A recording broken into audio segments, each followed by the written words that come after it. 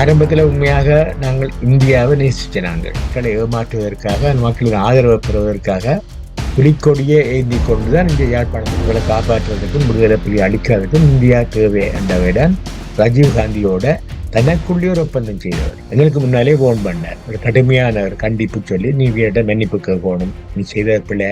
அதை தொடர்ந்து ராணுவம் உள்ள போய் அங்குள்ள நோயாளர்களை வைத்தியர்களை சுட்டுக் கொண்டது. பாரிய தாக்குதல், முப்படை தாக்குதல், அந்த வடமராட்சி லிபரேஷன் ஆபரேஷன் சொல்றது விடுவிக்கிற ஒரு நடவடிக்கை சொல்லி ஜிஆர் ஜெயவர்தனா இருக்கைக்குள்ள துவங்கப்பட்டது. விடுதலை புலிகள் தங்கி இருக்கிற இடத்தை அழிக்கிறதுக்காக யாழ்ப்பாண பல்கலைக்கழகத்துல பாராசூட் படையன்னு சொல்லி ஹெலிகாப்டர்ல இருந்து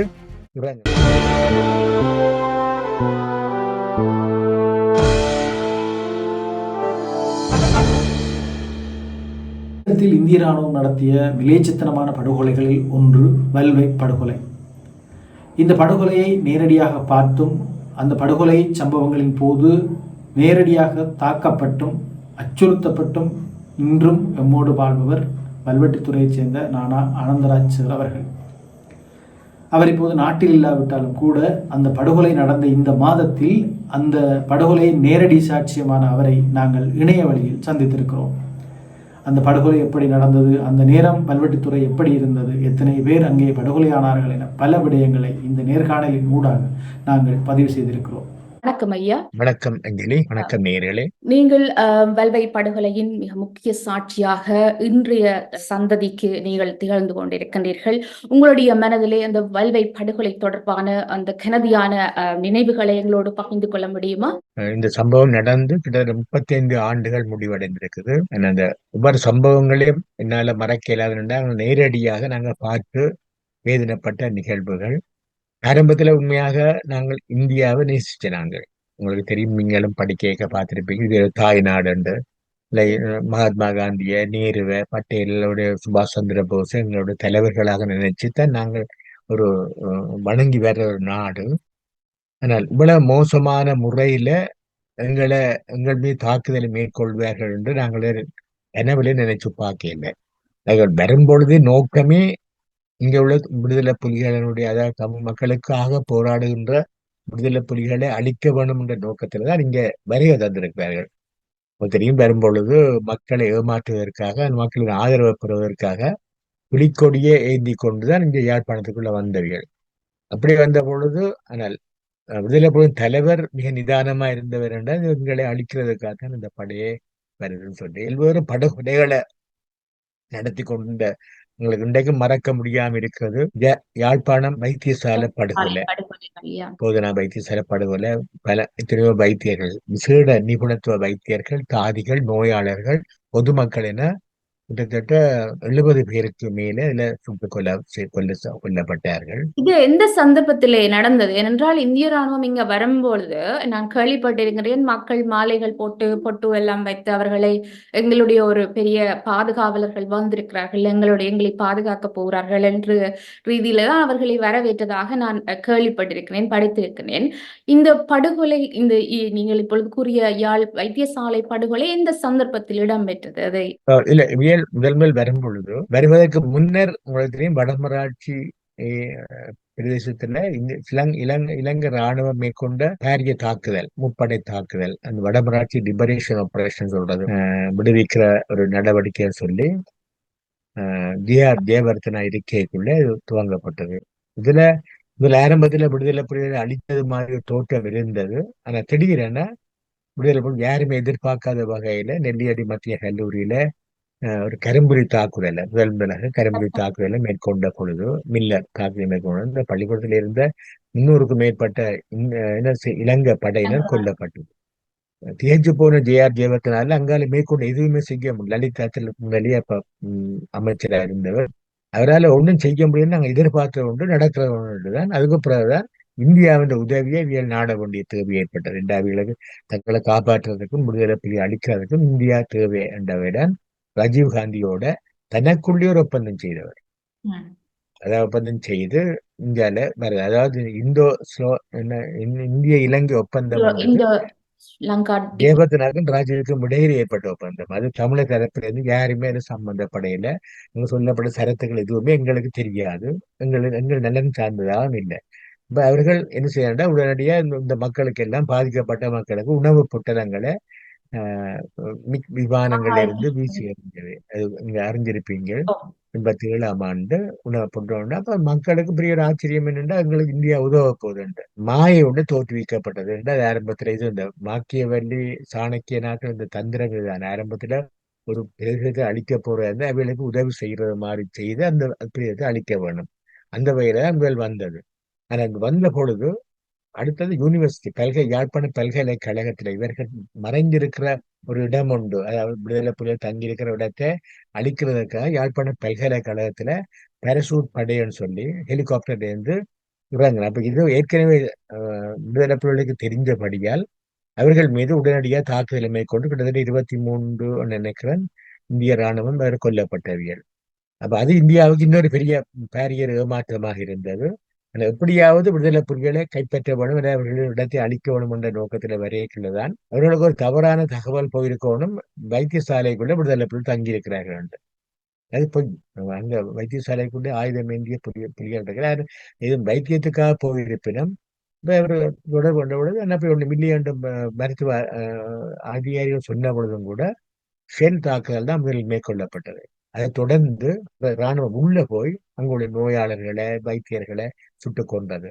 இது ஒரு எதிர்பார்க்காத உலகத்திலே எதிர்பார்க்காத ஒன்று என்னென்னா நாங்க சொல்றது போது வர செகண்ட் வேர்ல்டு உலக யுத்தத்துல ஹிட்லர் பாடசாலைகள் வைத்தியசாலைகள் முதியோர் இல்லங்களை தாக்கக்கூடாது என்ற ஒரு உத்தரவு போட்டார். சர்வாதிகாரியாக இருந்த இந்திய ராணுவம் தாங்கள் ஜனநாயக நாடுன்னு சொல்லிக் கொள்கிறார். இந்திய உலகத்திலே அரசாங்கம் மிகப்பெரிய முன்மூடித்தனமா நாங்கள் ஜனநாயக நாடு 4வது பெரிய ராணுவம் நாங்கள் மகாத்மா காந்தியினுடைய அகிம்சையை போதிக்கிறவன் சொல்லிக்கொண்டு யாழ்ப்பாணம் வைத்தியசாலைக்குள்ள போய் மிக நீச்சத்திரமான படுகொலைகளை செய்தவர். அது இன்றைக்கும் அது உலகத்தால அதை ஏற்றுக்கொள்ள முடியாம இருக்குது. அதே போன்றுதான் இந்த வெள்ளப்படுகொலை நீங்கள் கேட்கிறதா இருந்தா இந்த வெள்ளப்படுகொலைக்கு ஒரு பின்னணி இருக்குது. இதுவும் எழுந்த மானமா மேற்கொள்ளப்பட இல்லை. நான் அந்த நேரம் நாங்கள் சிட்டிசன் கமிட்டி மக்கள் குழு அல்லது பிரஜைகள் குழுன்னு சொல்லப்படுற ஒரு அமைப்பின் செயலாளராக இருந்தேன். செக்ரட்டரியா இருந்தான். தலைவராக எங்களோட ஒரு அக்கவுண்டன்ட் கணக்காளராக இருந்த செல்வேந்திரா தலைவராக இருந்தார். இதை விட மேலும் 3 பேர் எங்களோட உறுப்பினர்களாக இருந்தவர். இன்னைக்கு அதுல 2 பேர் வந்து விட்டார்கள். இப்பொழுது நாங்கள் ஒரு நல்ல ஒரு ரிலேஷன்ஷிப்பை மெயின்டைன் பண்ணாங்க. இந்த பிரஜைகள் குழு இந்தியன் ஆர்மியோட ஒரு நல்ல உறவை வச்சிருந்த என்னன்னா மக்களை பாதுகாக்கிறதுக்கா. மக்களை பாதுகாக்கிறது மட்டுமில்லை, அந்த எங்கன்னா விடுதலை புலிகளையும் பாதுகாக்கிறதுக்கா. விடுதலை புலிகள் தேவைகள் நிறைவேற்றுவதற்காகவும் இல்லை அவையின் தேவைகள் நிறைவேற்றுவதற்காக நாங்கள் ஒரு ஒரு பாலமாக செயல்பட்டு நாங்கள் தொடர்ந்து போய்கொண்டிருக்கும் பொழுது ஆனால் எல்லா இடமும் ஒரு தாக்குதல் நடைபெற்றுக் கொண்டிருந்தது. விடுதலை புலிகள் இந்திய ராணுவத்துக்கு எதிராக தாக்குதல் மேற்கொள்ளப்பட்டது. இங்கே நடந்தது. வெள்ளெடுத்துறை நடந்த பொழுதுதான் நம்ம என்ன கேர்னல் சர்மா உடுப்பட்டி இராணுவ முகாம் பொறுப்பதிகாரி எங்களை கூப்பிட்டு சொன்னார், நீங்கள் எங்களை ஜவான்கள் மீது நீங்கள் புலிகளுக்கு சொல்லுங்க தாக்குதல் மேற்கொள்ள வேண்டாம் என்று. நாங்கள் அவைகளை தாக்க இல்லை. அப்ப இதை நாங்கள் அந்த சம்பந்தப்பட்ட விடுதலை புலிகளுடைய பொறுப்பாளர்கள் சொன்ன பொழுது ஜேம்ஸ் என்றவர் அவர் சொன்னார், சார் அவைக்கு சொல்லுங்க நாங்கள் சந்துகள் ஒழுங்கையில நாங்கள் நிற்க அவியலுக்கு வரக்கூடாது, வேற வேணாம் மெயின் ரோடால அவை போட நாங்கள் அவையில தாக்கல் செய்ய மாட்டோம். தாக்கல் செய்ய மாட்டோம்னு அப்ப அது ஒரு அவரும் ஏற்றுக்கொண்டார், புலிகளும் ஏற்றுக்கொண்ட அப்புறம் 3-4 மாதங்களுக்கு மேல அந்த கனவான் ஒப்பந்தம் சொல்றது எழுதப்படாத ஒரு கனவான் ஒப்பந்தம் ஜென்ரல் அக்ரிமெண்ட் என்று நடைமுறையில் இருந்தது. அதுக்கு இடையில சங்க பிரசாத் என்று வடமராட்சியில மிகப்பெரிய பொறுப்பா இருந்தவர். அவர் சிட்டிசன் காம்படிஷன் எல்லாரையும் கூப்பிட்டு ஒரு வார்னிங் ஒரு எச்சரிக்கைன்னு சொன்னார். விடுதலை புலிகளுக்கு விடுதலை புலிகள் எங்களுடைய ஜவான்களுக்கு எதிராக எங்கேயாவது தாக்குதலை மேற்கொண்டால் நாங்க அந்த கிராமத்தையே நாங்க அழிப்போம். அப்ப அது என்னோட புத்தகத்துல நான் போட்டிருக்கேன், கிராமத்தை அழிப்போம், இதை நீங்க உங்களோட புலிகளுக்கு சொல்லுங்க. நாங்கள் மிக பலமான இராணுவம், எங்களை எந்த ஒரு நாடு எங்களை தட்டி கேட்கலாது, எங்களால் ஒரு நாளுக்குள்ள ஒரு 2 மணிக்கு அந்த ஊரையை நாங்கள் அழிச்சு விடுவோம்னு சொல்லி எங்களுக்கு ஒரு அதிர்ச்சியா இருந்தது.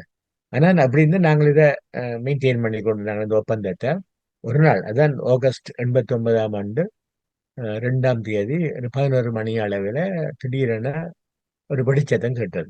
ம். அப்ப நான் என்னுடைய வீட்டில் இருந்தேன். வெடிச்சத்தம் கேட்ட பொழுது எல்லாருக்கும் ஒரு அதிர்ச்சியா இருந்தது. என்னடா ஒரு திடீரென்று ஒரு அமைதியா இருந்த பிரதேசம் என்னென்று வெடிச்சத்தம் கேட்டோம்னா, அதுக்கப்புறம் நாங்கள் அறிஞ்சோம். அஹ், ஊ- நீங்க சொன்னது வந்து ஊரிக்காடு ராணுவ முகாமில் இருந்து மேஜர் கேப்டன் தினேஷ் கபூர் ம். தலைமையில ஒரு ராணுவ அணி சிவபுர வீதின்னு சொல்லி வெள்ளவெடுத்துறையில ஒன்று ஒரு மெயின் ரோடு இருக்கு. ஓ. பருத்தித்துறையிலிருந்து தொண்டமனாருக்கு போற காஞ்சிபுரம் போற மெயின் ரோடு. உள்ளுக்கு ஒரு சிவன் கோயில இருந்து வெள்ளவெடுத்துறைக்கு வர்ற இன்னொரு சப் ம். லேன் ஒன்று இருக்கு. இப்ப ரெண்டும் சேர்த்தா ஒரு வி ஷேப்புக்கு வரும். ம். ரெண்டையும் இணைச்சு விட்டால் இப்ப அந்த பக்கத்தால் இவியல் வந்தது. கொடிகண்டி ராணுவ முகாமிலிருந்து கேப்டன் கோபாலகிருஷ்ண மேனன் தலைமையில ஒரு கொஞ்சம் படையினர் மெயின் ரோடால போய் கொண்டு வந்தார். இப்ப ரெண்டு பேரும் வந்து ஜாயின் பண்ணி அந்த அவங்க தங்கி இருக்கிற இடத்தை கேப்சர் பண்றதா நோக்கம். ஓ. அந்த சிவபுர விடுதலை வீதிக்குள்ள புலிகள் தங்கியிருக்கிற இடத்துலயா? தங்கியிருந்த இடம் அதாவது உள்ளொடுக்கே இருந்தவங்க எப்படியோ ஏதோ அவங்களுக்கு திடீரென்று தகவல். அடிக்கவனுடைய நோக்கத்துல வந்தவங்களுக்கு சந்தர்ப்பத்தை எதிர்பார்த்து கொண்டு வந்தவங்க உள்ள வந்து சொன்ன உடனே இதை தங்களுக்கு இந்த அவதானிச்ச விடுதலை புலிகள் திடீரென அவர்கள் மீது தாக்குதல். அஹ், தாக்குதலை மேற்கொண்டவர்கள். ரைபிள் அவர்களால் மேற்கொண்ட பொழுது அதில் 8 ஆர்மி உடனடியாக இறந்தது. அவர் அந்த இடத்துல உடனே தப்பி போயிட்டாங்க. அந்த சம்பவம் நடந்த ஒரு அரை மணி காலம் வரைக்கும் எந்த விதமான சத்தம் சந்தடி ஒன்றுமே இல்லை. அமைதியாக அந்த ஊர் இருந்தது. அப்போ எங்களுக்கு வீட்டில இருந்து எங்களுக்கு தெரியாது. ஆனா சின்ன கொஞ்ச நேரத்துல படபடன்னு பெரிய ஒரு வெடிச்சத்தம் எல்லாம் கேட்க துவங்கிட்டது. இப்ப வீடு எல்லாம் எரிக்க தொடங்கிட்டாங்க. அப்ப என்னுடைய வீடு, என்னோட அம்மா அந்த வீடு, என்னோட டாக்குமெண்ட்ஸ் பெருமள புத்தகங்கள் எல்லாம் என்னோட அம்மா வீடுலாம் இருந்துச்சு. நம்ம தங்கச்சியாக இருந்த வீடு. அதுக்குள்ள போய் அது எந்த வீடுன்னு தெரியாது.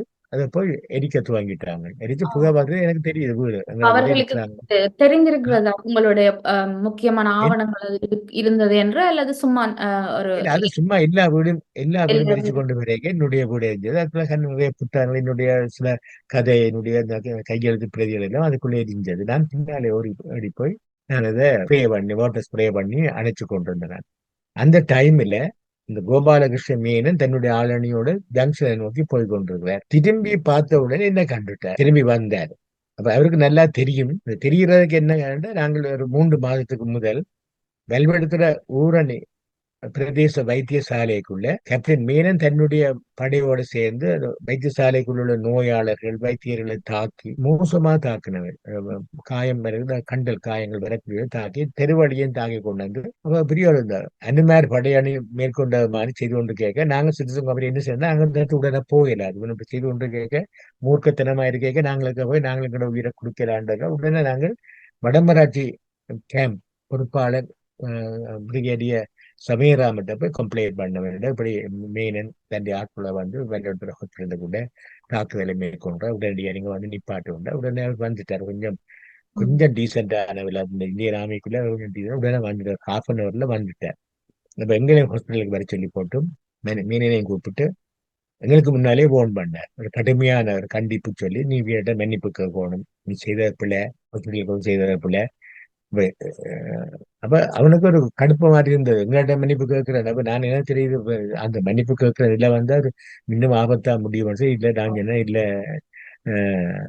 பிரிகேடியர் எங்களுக்கு மன்னிப்பு கேட்க வேண்டாம். இது போல சம்பவம் வந்து எங்களோட மக்கள் வெள்ளத்தில் எங்களோட மக்களுக்கு எதிராக மேற்கொள்ளாம இருந்தா அதே போதும் என்று சொன்ன உடனே நாங்கள் அப்ப அதோட இந்த சம்பவம் முடிஞ்சு அவன் அதை மனதில் வச்சு கொண்டுதான் என்ன நாங்க நல்லா பழகினாங்க. அவரோட கேம்புக்கு எல்லாம் போய் நாங்கள் டீ கூட குடிச்சிருக்கிறோம், கழிச்சிருக்கிறோம், பேசியிருக்கிறோம். எல்லாம் நிறைய ஃப்ரெண்ட்லியா கழிச்சினாங்க. அது எங்களுக்கு ஒரு தனிப்பட்ட தேவை இருந்தது. மண்டைக்கு வந்தோடனே என்ன பிடிச்சு கொண்டு வருவோம் சந்தியில ஜங்ஷன்ல நான் முழு சம்பவத்தையும் சொல்லிடலான்டா. இது ஒரு பெரிய சம்பவம் 3 நாள் நடந்த ஒரு ஆமா. துயரமான சம்பவங்கள். ஆனா இந்த சம்பவம் சொல்லுவோம்டா அதுல ஒரு 9 10 இளைஞர்களை முட்டுக்கால இருக்க வச்சு பின்னுக்கு கயிறை அப்படி பின்னுக்கு கையை கட்டி வச்சு கொண்டு இருந்தாங்க.